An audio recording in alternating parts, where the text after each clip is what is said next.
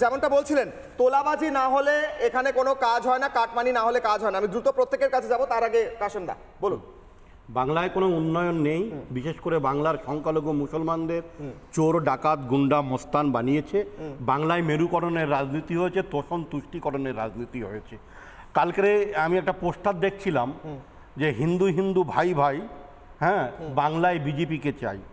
আর আজকে তৃণমূল কংগ্রেস আবার নতুন একটা স্লোগান দেখলাম, দেওয়ালে বিভিন্ন জায়গায় পোস্টার আকারে দেখছি, হিন্দু হিন্দু ভাই ভাই গ্যাসের দাম কম নাই, হিন্দু হিন্দু ভাই ভাই ভাই আধার লিঙ্কে কম নাই।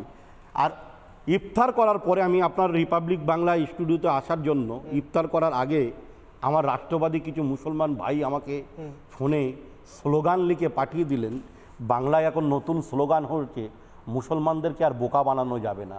এই কাজী মাসুম আক্তারদের মতো সমাজের যারা মুসলিম আছেন, রাষ্ট্রবাদী চেতনা সম্পন্ন মানুষ আছেন, একদিন জাতীয় সঙ্গীত গাইবার অপরাধে এনাকে মার খেতে হয় এবং হত্যার চেষ্টা করা হয়। তাই মুসলমানরা এবারে নতুন স্লোগান দিয়েছে, রাধামোহন বাবুদের হয়তো জ্বলন হবে যে আগামী দিন কি হতে, আপনাদের জ্বলন হবে।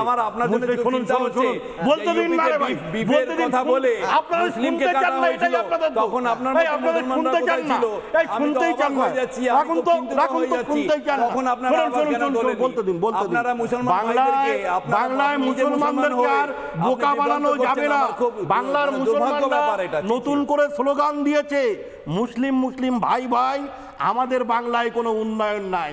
মুসলিম মুসলিম ভাই ভাই, সাচার কমিটি রিপোর্ট বাস্তবায়ন নাই। মুসলিম মুসলিম ভাই ভাই, ফুরফুরায় শুধু মমতা খালা ইফতার করতে যায়, উন্নয়ন নাই। বাংলার মানুষ বলছে, মুসলমান সম্প্রদায়ের মানুষ বলছে, মুসলিম মুসলিম ভাই ভাই বকটুইতে শুধু আমরাই খুন হই। আচ্ছা, বাংলায় মুসলমানরা বলছে, রাষ্ট্রবাদী মুসলমানরা বলছে, মুসলিম মুসলিম ভাই ভাই 2026 উল্টে দেবো, পাল্টে দেবো। তার কোনো এই বাইকটা শুনুন, ইব্রাহিম সিদ্দিকী বলছেন, ইব্রাহিম সিদ্দিকী বলছেন, ইব্রাহিম ঘরে ঘরে হুমায়ুন কবির তৈরি মারা হয়, আর ইউপিআর এমপিতে সিদ্দিকুল্লাহ চৌধুরী তৈরি বলা হয়, তখন আপনারা কোথায় থাকেন? তখন আপনারা মুসলিমদের সংখ্যালঘুদের দলদাসে পরিণত করা হয়েছে। এটা নিয়ে আমি রাধামোহন বাবুর কাছে যাব এবং প্রত্যেকের কাছে যাব। কি বলছেন ইব্রাহিম সিদ্দিকী? আরো একটা বক্তব্য শুনুন। বহুত গরিব আছে, ভালো নেই, আবার ভালো আছে, কিছু লোক পাচ্ছি, কিছু লোক পাই না। এখানে দলদাস করা হচ্ছে। এখানে যারা আমার পক্ষে দাঁড়াবে, আমার কথা অনুযায়ী চলবে, চিমিনেন তাদের ঘরে দেওয়া হবে। একটা শ্রেণী চলছে, আমার পক্ষে দাঁড়ালে, আমার হয়ে চললে, আমার হয়ে বললে দেওয়া হবে। সুষ্ঠুভাবে জাতি ধর্ম বর্ণ নির্বিশেষে, জাতপাত না দেখে, দলমত না দেখে যদি ঠিকমতো দেওয়া হতো, তাহলে অভাবটা মোটেই পশ্চিমবাংলার কোথাও কোনো জায়গাতেই আসতো না। খালি ফুরফুরা সেবা কোনো জায়গাতেই আসতো না। আমি রাধামোহন বাবুর কাছে যাওয়ার আগে হাত তুলছিলেন কাজীদা, দলদাস করে রাখা হয়েছে আমাদের বলছে। দলদাস শব্দটা ব্যবহার করছেন ইব্রাহিম সিদ্দিকী, আমি নয়।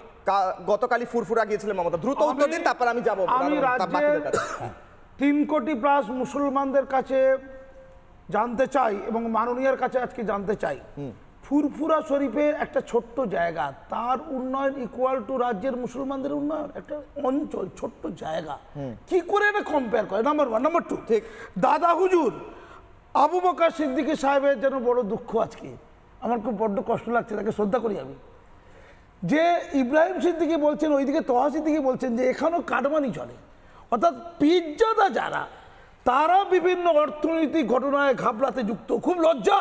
আপনি পয়েন্টে যান, কত লজ্জার কথা জুড়ে রেখে দিন। আমাদের নবী, যেমন আমাদের নবী হযরত মুহাম্মদ সাল্লাল্লাহু আলাইহি সাল্লাম, তেমন নূহ আলাইহিস সালাম আমাদের নবী। তার ছেলে কেনান, সে দোজখে যাবে, ইসলাম মতে আছে, সে নবীর পদবাচ্য নয়, সে বিভ্রান্ত, সে শয়তান, ইসলামিক মতে বলা হচ্ছে। অর্থাৎ নবীর ছেলে যদি শয়তান হয়, আবু বকর সিদ্দিকীর ছেলেরা, তার প্রজন্ম পাপী হবে না, কে বলেছে? তারা আমি যাব, কে বলেছে? আমি লজ্জার কথা বলছি। আমি রাধামোহন কাছে যাব। এবার সঞ্চালককে বলতে দিন, অপবিত্র করছে। আরে ভাই, সঞ্চালককে বলতে দিন। রাধামোহন প্রশ্ন, আপনারা মানে দলদাসে পরিণত করে রাখছে, এমনকি পীরজাদাদের সংখ্যালঘুদের।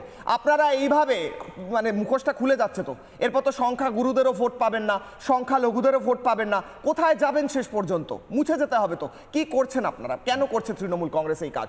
দেখুন, আমি একটা কথা বলি, এখানে দুজন বললেন যে ফুরফুরা শরীফে মমতা ব্যানার্জি ভোট নিতে যায় না, এনারা ভুলে গেছেন 15-16 বার কিন্তু মমতা ব্যানার্জি গেছেন, কিন্তু কোথাও, আরে ভাই বলতে দাও না, 15-16 বার গেছেন কিন্তু কোনোদিন ভোটের ব্যাপারে যায়নি। প্রথম। সেকেন্ড কথা হচ্ছে কাসিম ভাইয়ের দল এসছিল 2014-তে, 2012-তে মমতা বন্দ্যোপাধ্যায় ফুরফুরা শরীফ গেছিলেন, 2016-এ গেছিলেন, আর এই গেলেন মুখ্যমন্ত্রী হওয়ার পর।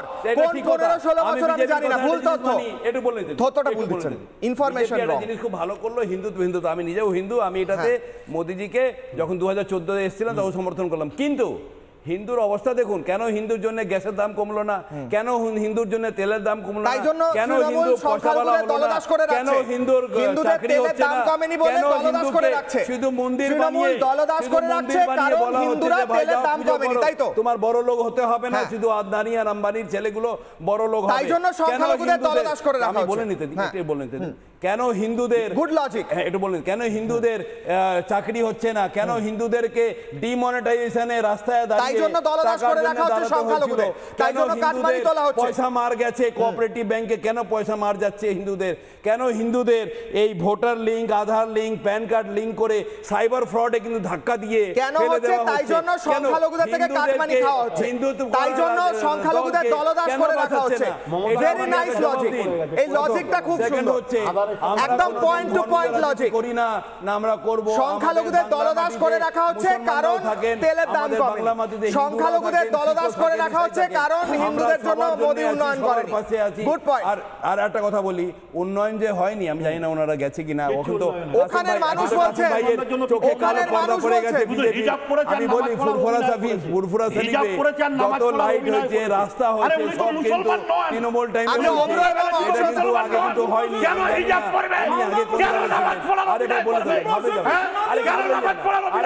তিনজন বিজেপি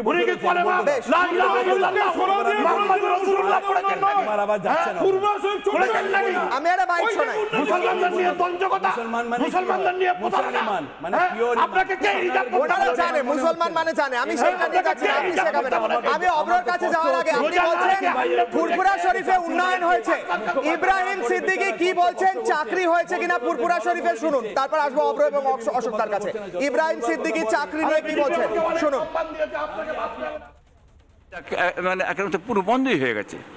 কংগ্রেসের আমলে চাকরি 10% দেওয়া হয়েছে, বামপন্থী আমলে মানে 2% দেওয়া হয়েছে, তৃণমূল আমলে 0% চাকরি নেই। দেখুন আজকে পশ্চিমবাংলার বাইরে চলে যাচ্ছে মানুষ, কেন যাচ্ছে কারণ কি, লেবার শ্রেণীর মানুষ, তারা পশ্চিমবাংলায় কাজকাম করে খেটে পয়সা পাচ্ছে না, খেতে পাচ্ছে না, মজুরি নেই, কর্ম নেই, না থাকার জন্য তারা চলে যাচ্ছে, খালি ফুরফুরাতে যাচ্ছে এবং বিভিন্ন এলাকা থেকে মানুষ চলে যাচ্ছে, সেখানে যেয়ে তারা অনেক মারাও যাচ্ছে, মারাও গেছে এর আগে।